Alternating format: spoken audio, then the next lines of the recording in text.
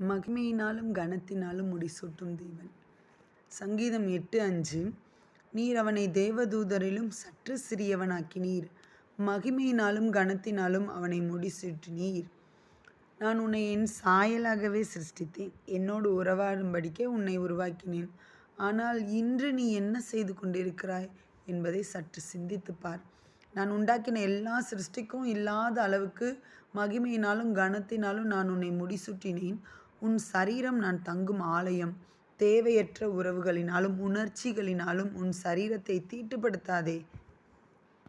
கீழான சிற்றின்பங்களுக்காக நான் உனக்கென்று தந்த மகிமையும் கனத்தையும் இழந்து போகாதே.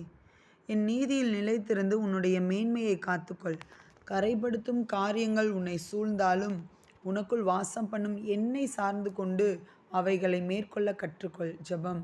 பரிசுத்த பிதாவே, நீர் எனக்கு தந்த மகிமையும் கனத்தையும் காத்து